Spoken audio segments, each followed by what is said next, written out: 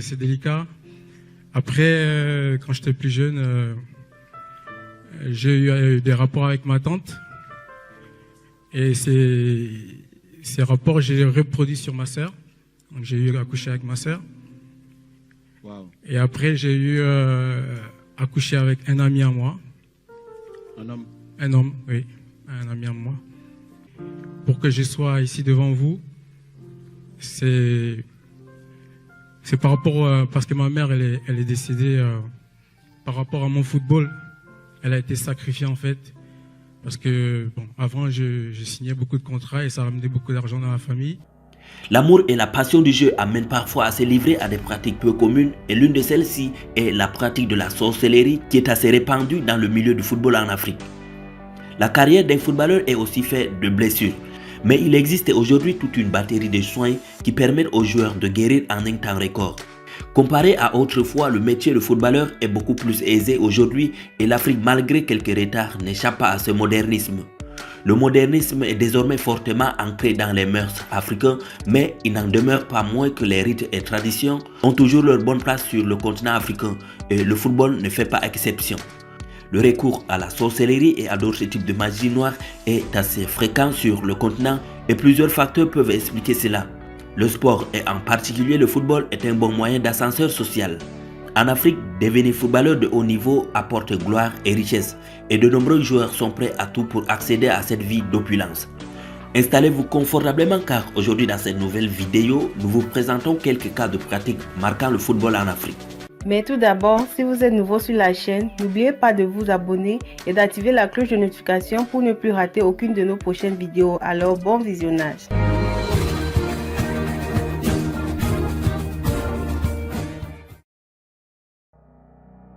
Les terribles confessions de l'international gabonais Chiva Star Zico. Il y a des histoires qui font froid dans le dos. Celle de Chiva Star Zico en fait incontestablement partie. Dans une vidéo publiée sur YouTube en 2018, où on a du mal à le reconnaître, le joueur formé à Nantes et ancien international espoir gabonais s'est confié sur les zones d'ombre de sa carrière de footballeur lors d'une cérémonie religieuse. Et le moins que l'on puisse dire, c'est que le joueur avait le cœur lourd. Voici un extrait de son témoignage. Je voudrais confesser. D'accord. Ça fait déjà 2 à 3 semaines que j'attends ce jour. J'ai compté les jours pour être devant le peuple de Dieu parce que ma vie tourne en rond. Tout ce que j'entreprends, ça ne marche pas. Les frères et sœurs qui me connaissent, c'est Isaïe. Mais mon vrai prénom, ma vraie identité, c'est Chiva Indigo, Star Indigo.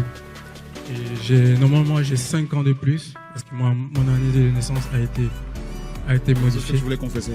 Non, il y en a plus. Comment? Il y en a plus. Il y a plus que ça. Il y a quoi?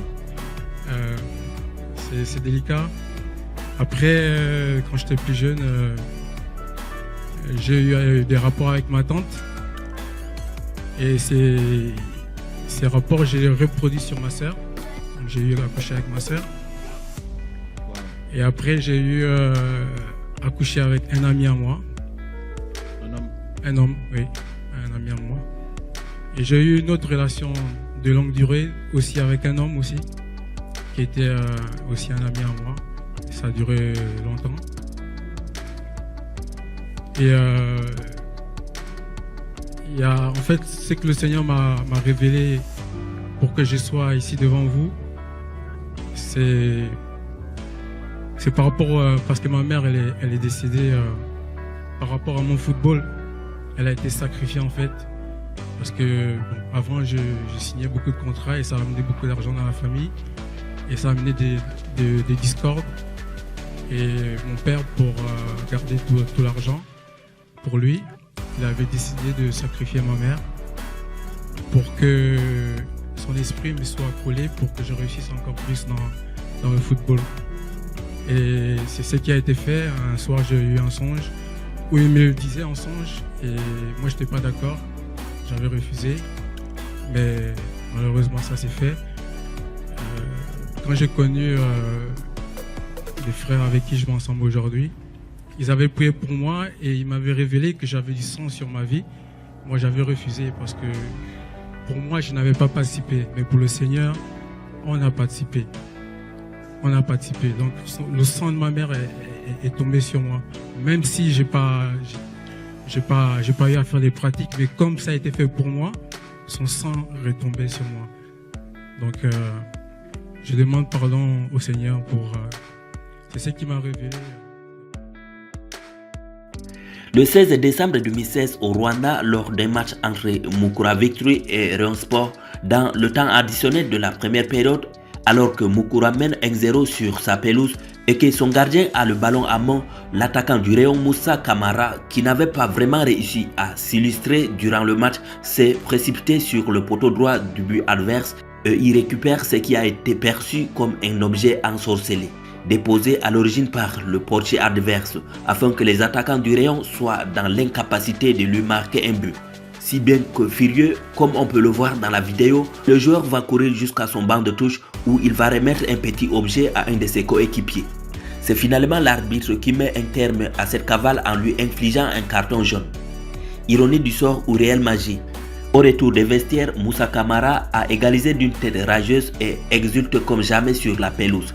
Si l'incident puis le but prétend à sourire, la Fédération rwandaise de football a pris tout cela au sérieux.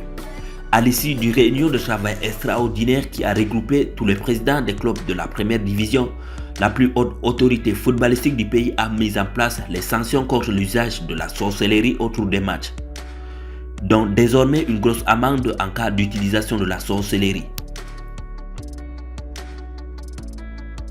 Asamoah Gyan explique comment la sorcellerie a impacté sa carrière. La sorcellerie existait bel et bien dans le football. J'en ai été victime, confie l'international ghanéen Asamoah Gyan, qui explique l'impact de la sorcellerie sur sa carrière. Pour Asamoah Gyan, ex-footballeur international ghanéen, le phénomène de magie noire, notamment la sorcellerie, n'est pas nouvelle dans le football africain. L'on peut être parfois tenté alors à faire appel au service d'un sorcier ou d'un conseil spirituel pour se protéger et s'attirer la chance.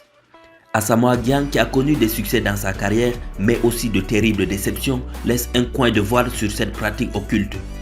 Oui, c'est un phénomène qui existait très bien dans le milieu du football. Je connais personnellement des joueurs qui se sont rendus dans des cimetières pour déterrer des corps et procéder à des rituels terrifiants. Certains coéquipiers ont tenté de m'atteindre avec ces rituels. Certains de leurs ont fonctionné sur moi. Il y a des choses que je ne peux pas dire, mais ces rituels ont eu un impact sur ma carrière en club comme en sélection. Les gens du milieu savent de quoi je parle. Le football est un jungle où chacun veut briller par tous les moyens, a confié au cours d'un entretien Asamoah Gyan. Les révélations de Pape Diouf. Pape Diouf, né le 18 décembre 1951 et décédé le 31 mars 2020, était une personnalité franco-sénégalaise du football qui fut journaliste sportif, agent de footballeur, puis président de l'Olympique de Marseille de 2005 à 2009. Selon lui, chacun a son marabout. Dans le football, cela se manifeste de plusieurs façons. Cela se manifeste de manière individuelle d'abord.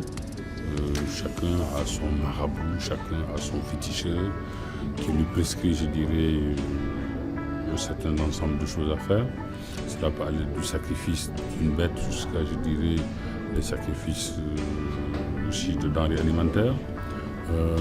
Ça, c'est dans le domaine peut-être purement individuel. Cela peut aussi être relevé du collectif, puisqu'il n'est pas rare que dans certaines sélections africaines ou dans certaines équipes, il y ait un budget spécialement voté et alloué à cette pratique et qu'on appelle parfois le budget du laboratoire. Il n'y a pas une seule façon, il n'y a pas une seule méthode.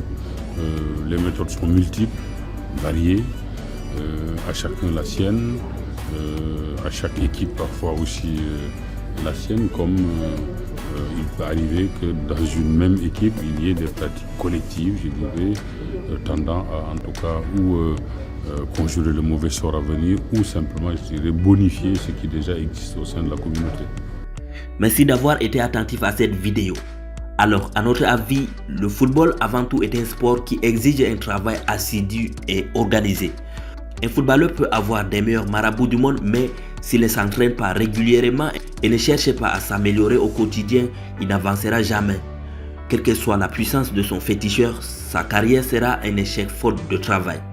Si vous avez aimé cette vidéo, veuillez liker et nous laisser vos avis en commentaire. À la prochaine pour une nouvelle vidéo.